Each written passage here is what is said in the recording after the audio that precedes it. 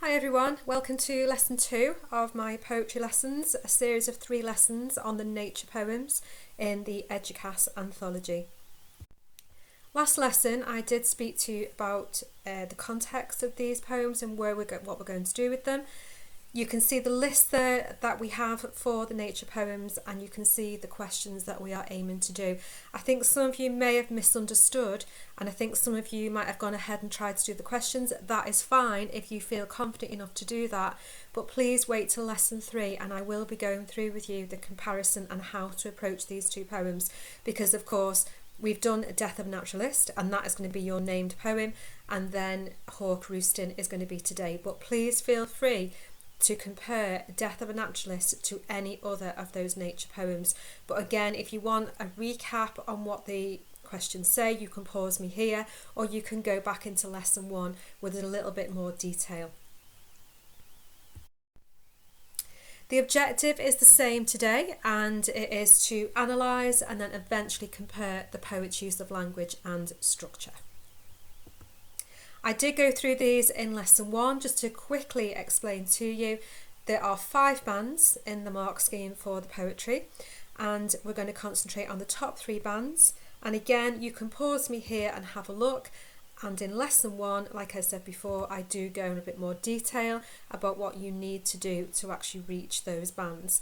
As you can see at the bottom, this is the comparison part of the mark scheme. Again, I am not going to address that today because we're only going to be analysing 1 poem today. But again, go back to lesson 1 if you want a little bit more detail on that one. Okay, so as always, be prepared. We're going to be doing Hawk Roosting by Ted Hughes. So that's on page 15 of the anthology. Get your highlighter ready as always. I know some of you like to use a few highlighters, which is fine. And make sure that you have read the poem first, just so it gives you a better understanding. And I will repeat here about what I said last lesson. This poetry anthology, the GP guide, it's great. It really is good. If you really want reassurance about your ideas in poetry, it's great to use. It doesn't have everything though. If you really want to go in depth with the poem, then maybe you need to look elsewhere. And again, listen to what I say today. Alright, so as always, context. We need to think about the poet. We need to think about their background. And again, I did say to you last lesson on Seamus Heaney, there's lots and lots you can say about the poet, but is it relevant to the actual poem that you are studying? I'm going to give you quite a few facts today about Ted Hughes, and some of them you probably won't use. They're quite interesting facts about him. But I will tell you what's relevant to the poems. But just be thinking about nature, and just be thinking that that's quite relevant. So you will know yourselves when you're looking at these whether you think it's relevant or not. Alright, so Ted Hughes, again no longer with us, was born in Yorkshire, and that is the countryside. So he did actually grow up in his childhood in the countryside, so he had a lot of experience, a bit like Seamus Heaney. He won a scholarship at Cambridge University studying archaeology and anthropology. Now you might think to yourself, well, what's that got to do with the poem Hawk Roosting? Well, anthropology is actually the study of humans and the study of human behaviour. And we will talk a little bit about that later on. Now this is about a hawk, and for those of you who have been in my lesson and we've talked about the idea of anthropomorphism, we know that that is giving human traits to animals in particular. So it's the idea that when you watch a Disney cartoon, for instance, you'll see the Lion King has got human characteristics. That is anthropomorphism. So you will see that throughout the poem. You can see that yes, it is important that he did study anthropology and he did look at human behaviour. He had a lot of interest around that area. The countryside also, because that's where he grew up, and mythology also influenced his poetry as well. He made his name as a poet in the late 1950s and 1960s, and also wrote many well-known children's books, including The Iron Giant. Now again, you might think that's not relevant to the poem, possibly not, but I thought it was quite a nice fact to put in there because I don't think a lot of people know that this Ted Hughes, who does Hawk Roosting, is actually the writer of the well-known story The Iron Giant. He was Poet Laureate from 1984 until his death from cancer in 1998. Again, really prestigious role that. We have talked in class before about being a Poet Laureate and about how you are recognised nationally for what you do and how you represent the country and the ideas in terms of what's happening throughout the country. Sorry about that. This poem comes from an early volume of poetry called Lupcal. Published in 1960, it contains many poems about animals and nature and takes its title from an ancient pre-Roman festival celebrating spring. Okay, lots of use of animals there and nature being our big theme at the moment. Alright, so just very quickly, again, if you want to go back to lesson 1, if you are not familiar with this, you might not be in my class and you might not know what this is. Again, take some time to have a look at this, and this is really a way of going about poetry that you've never seen before. And if you do come across poetry, which you will do in the exam, you will get an unseen poem. This is a really good technique to try and work out what the poet is actually telling us. So tip and slip. So let's have a look at the title first of all. So the title is called Hawk Roosting. What are the connotations of that? I want you to have a little think about what do you think of when you think about a hawk.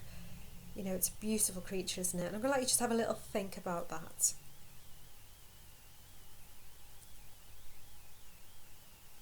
Okay, so again, you can pause here if you want to, or you can just carry on listening to me. So in terms of a hawk then, it has got connotations being a predator, a killer, and also having really, really good eyesight.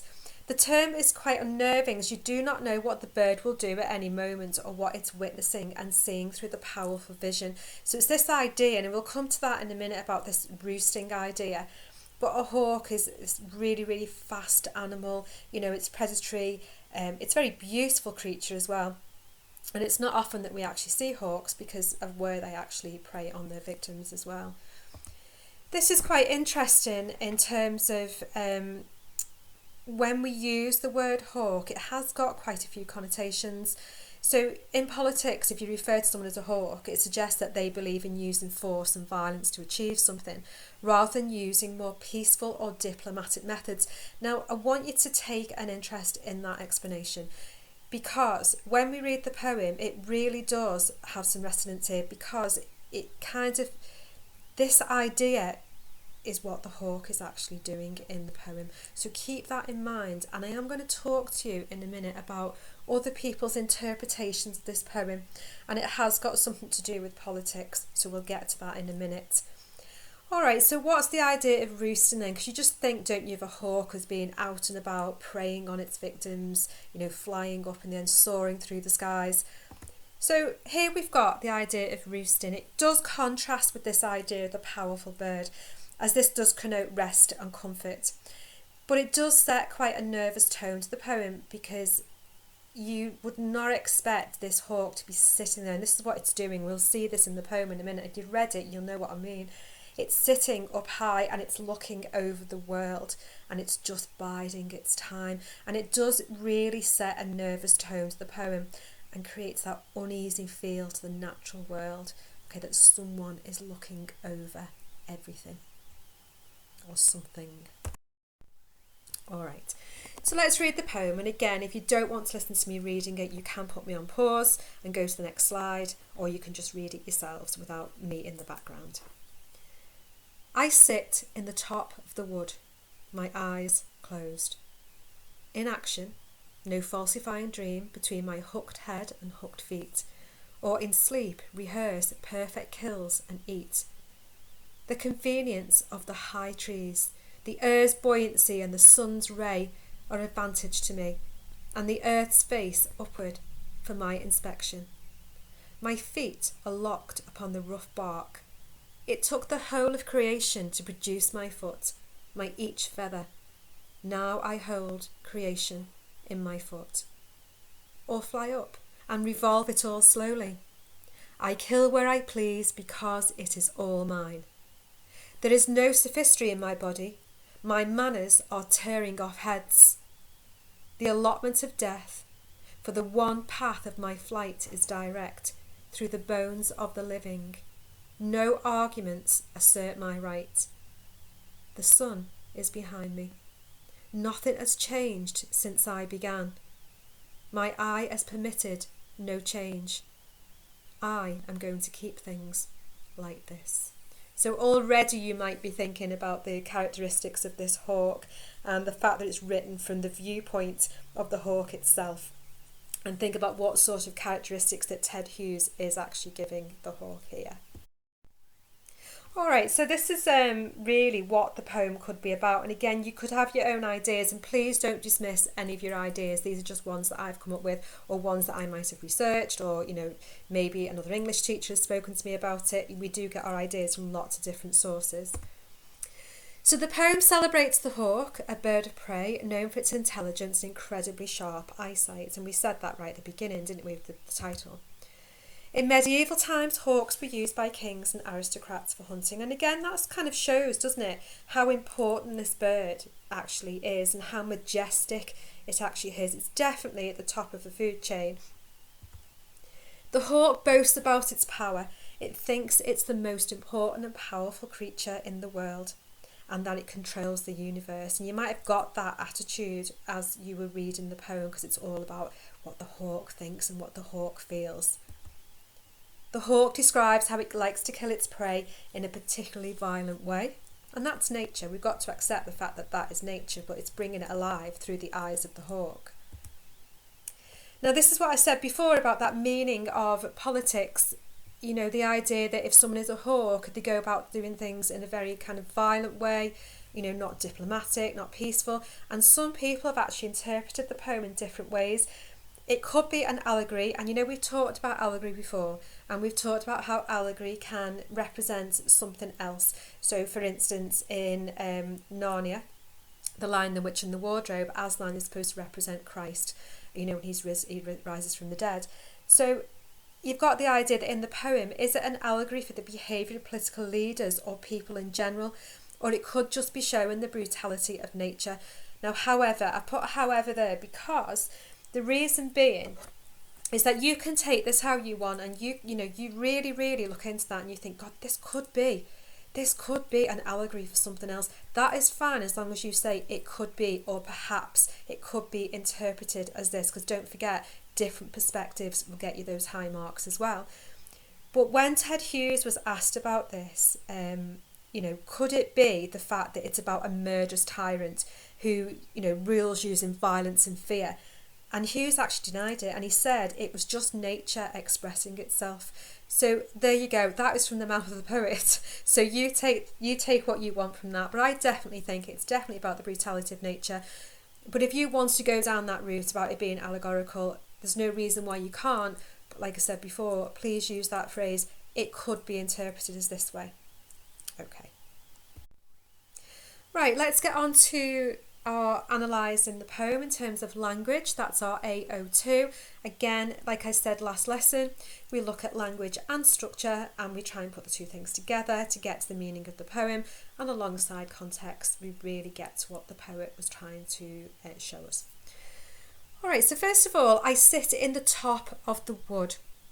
The hawk here is physically up high, right at the top of the branches, right at the top of the wood, overseeing everything, apart from the fact that its eyes are closed, and we will talk about that in a minute. This symbolises its powerful position. It's almost on a pedestal, and I think you can probably maybe start to think about other poems in the anthology. Perhaps Ozymandias might spring to mind, the fact that he was built on a pedestal to show that superiority, the fact that he was lording over everybody else. This is what Ted Hughes wants to show here about the hawk. It's also written throughout in first person narrator. It's lots and lots of personal pronouns. It's very egotistical. It's all self-centered. It's all about the hawk. It's very arrogant. I, my. Look out for those as you go through the poem. There's plenty of them. The idea here as well is that repetition is used to emphasise the hawk's powerful features, and what you'll see as you go through the poem is the fact that the body parts of the hawk are actually mentioned.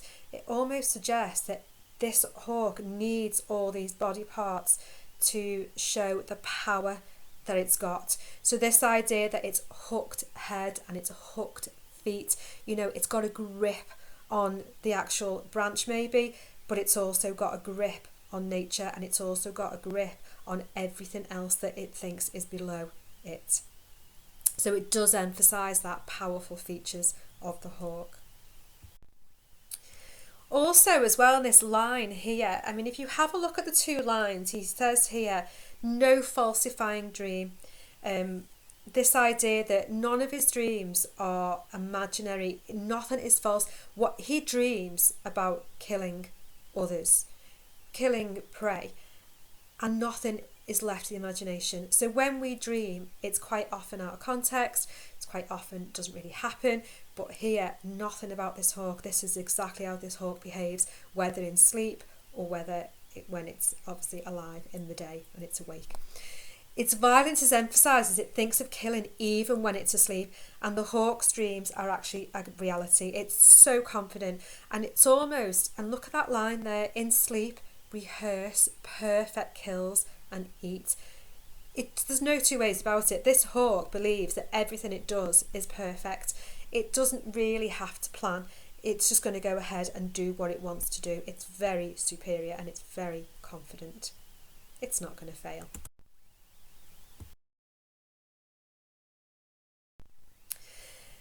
The next bit here, I've actually put it all on one slide because I like the way it all linked together here. So this idea that, you know, the convenience of the high trees, the hawk believes that nature has been designed around it. He's either at one with it or he's superior to it. The use of the exclamation mark shows the enthusiasm. The hawk is really enjoying this, like looking over everything. The idea as well is, you know, the earth's buoyancy. Everything about nature is an advantage to the hawk. It, like I said before, it either feels that it's all been designed around the hawk to help the hawk do what it needs to do, or the fact that he feels that he's superior to everything else. That idea of personification as well, you know, the sun's ray, the earth's buoyancy. We're so used to seeing nature personified as it is all control, and nature does control us. But even the hawk believes that it's above nature in that way, even though we could argue that the hawk is part of the natural world. It's just nature in a different way, isn't it? But it does believe that he's way above all of this. Everything is designed around him.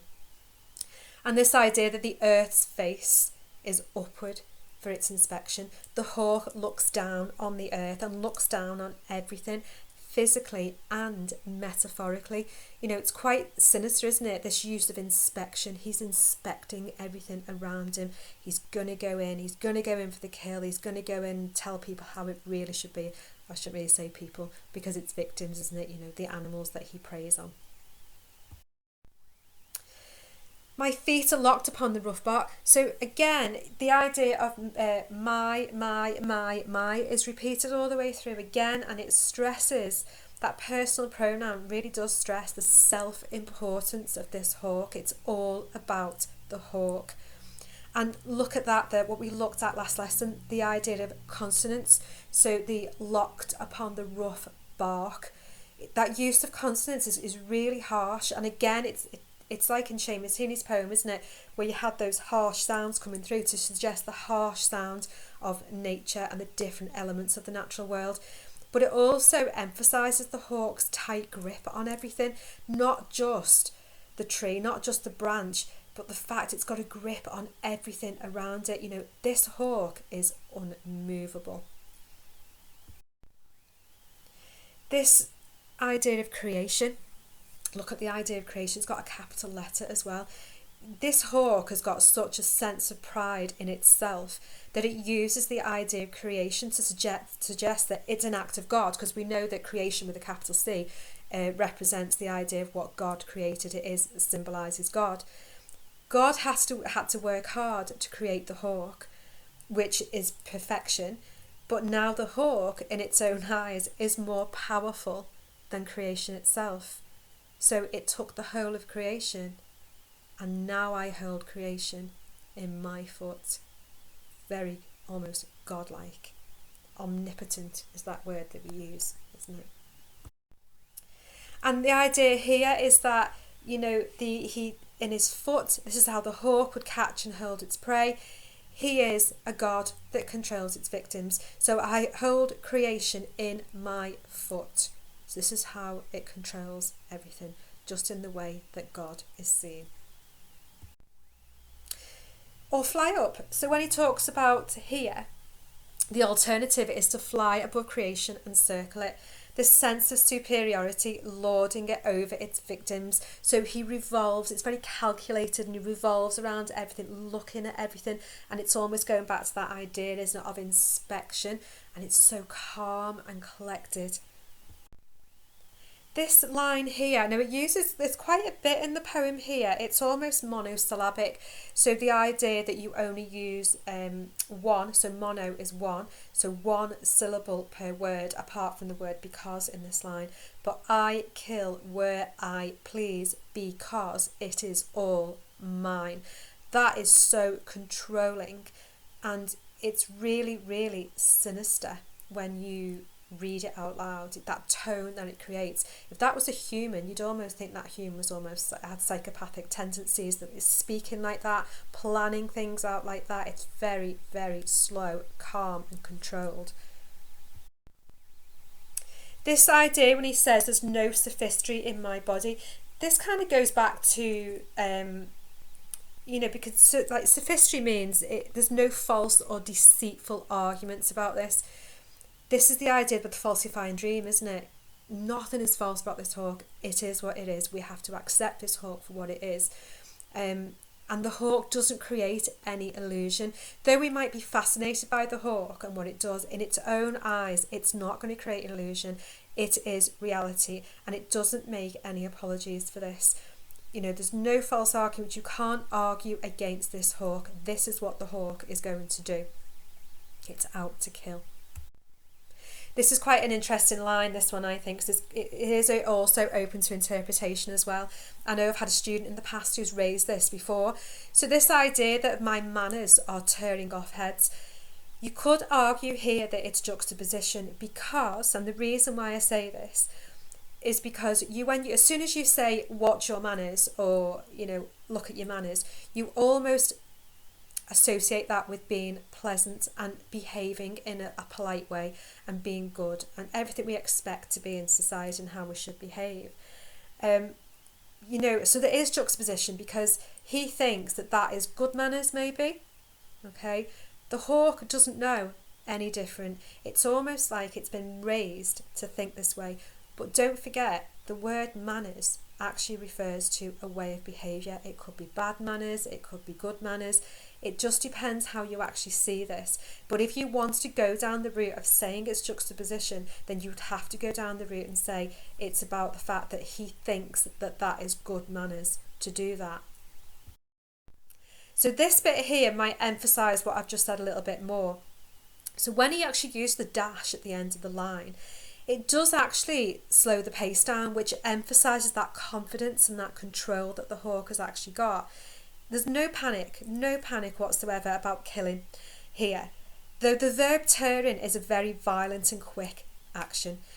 You know, to have someone to have manners, you wouldn't expect them to be tearing heads off in this really, really violent way. And again, that's also, you could actually say, that is juxtaposition if you wanted to go down that route of that one. It's quite an interesting line, that one. So you've got here the allotment of death and through the bones of the living. I've actually put the two things together here because they link quite nicely.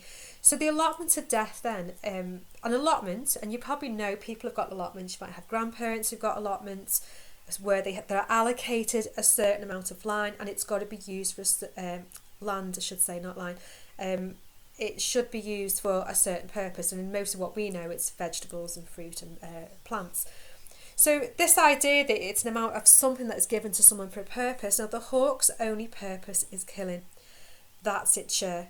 So an allotment is someone's share. So this is what the hawk sees as his share. It's about death. It only represents death for the hawk. And again, it almost gives that arrogance again, doesn't it? That it's not going to give life, whereas we would use an allotment to produce those things and to produce life. This hawk is actually killing life here. When the hawk actually says, for the one path of my flight is direct through the bones of the living, look at that contrast there between life and death. The hawk is in pursuit of killing things, and it believes it is right, it's its right to do so, and it's only got one path, and that path is the direct route to the allotment of death, the only purpose that this hawk has got in life. So again, just to reinforce what I've just said there about that path, it's almost that monosyllabic language again, isn't it? It's direct, it's abrupt, there's no sway whatsoever in this hawk's thinking. This hawk will not change, it will not stray from its intended path. It is going direct to kill. And this idea at the end, this negative statement, the hawk rejects other ideas and so rejects society. So no arguments about what this hawk is doing is this hawk going to accept. He or it has got the right to behave in the way that it wants to. So in other words, you could actually argue and say it rejects all about society. This line here, this has got, the sun is behind me. I spent quite a long time on this one, thinking about this one. So it's quite ambiguous. So you've got here, the sun is behind me. So start having that image in your head about the hawk in the air with the sun setting behind. I would take it as the sun is setting behind the hawk. Okay, so is the sun, which symbolises the basis of all life, is the sun actually with him? So is the sun saying, I'm with you, I'll shine for you, I will be with you all the way, I'll stand by you, because don't forget, on the basis of all life. And it also shows that control, because the sun is our control. It controls us, doesn't it, the way we are in our lives. Or is the hawk suggesting the sun is nowhere near it in terms of superiority?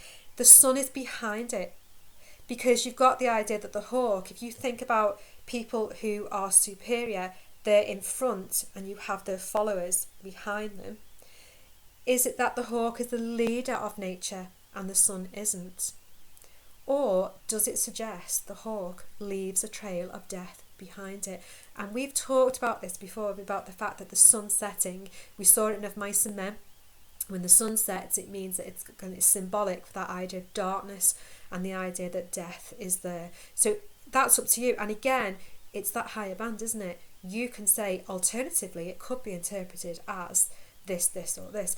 So again, you take what you want from that. It'd be quite interesting, actually, if anyone's got any other ideas that you know about that line, and you think about that line, please feel free to send me a little message on Show My Homework. This idea here talks about nothing has changed since I began. My eye has permitted no change. It's got absolute power and always has had absolute power throughout its whole existence. And again, it says nothing has changed. Look at that end stopping as well. The idea, it's a matter-of-fact tone. We've seen that before, haven't we, with the sinister lines, the monosyllabic language, the abrupt language that it uses. It's the thread that runs throughout the poem. Ironically, though, this is a creature that has evolved into a machine that now will not change its ways, because it's a survivor, it's a predator.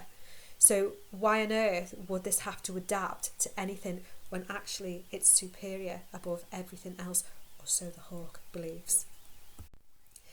This again, it started off with I, it ends in I, and it reflects the hawk's arrogance throughout the poem. Okay, so what I'd like to do is, again, which is what I did in lesson 1, is just really go over the form and structure, because again, that's also AO2, and it does get you to kind of highlight the meaning of the poem and to emphasise a lot of the things that you might have already said about language. Right, so throughout the poem, parts of the hawk's body are addressed. For instance, we've got foot, eyes, head, and I think I said that before to show that it's perfectly adapted to power. Now, you might argue and say, well, why have you mentioned that in form and structure? Well, because it's a thread that goes all the way through the poem. It's a pattern that occurs throughout the poem, and that shows how it's adapted to be where it needs to be. that sense of superiority. It's a dramatic monologue which addresses a silent reader. We don't get a chance to say anything back or maybe think. The hawk is not interested in what we think, and that is why not once does it use second person. And you know that when you use second person, which Seamus Heaney does when he wants you when he wants to get you interested in his story about the tadpoles when he was at school, he wants you to be interested. This hawk is not interested in our opinion whatsoever. Now, do we represent mankind? Is the hawk seeing the reader as mankind, of which it is superior? That's up to you. We are the reader, but we do represent mankind anyway. There are short, abrupt sentences, which I did say before as well about the monosyllabic language, the end stopping. It does create a very sinister and a cutting attitude. This doesn't care about anything else. Free verse. So it's written in free verse, doesn't rhyme. So does that suggest the fact the hawk is free to do as it chooses, to go where it pleases? Its life is of no consequence to us. It can go do what it wants. It's not predictable. And again, just to repeat, the monosyllabic sentences emphasise this controlling aspect. It's got a plan, and this hawk is going to stick to it. Okay, so what I've done this time, which is slightly different, is I've put some questions on here. I've actually pinched these from Miss Bates. So if you want to have a go and you want to test yourself on the poem, you can either do it in your head if you want to as a recall task, or you can write them down. It's up to you.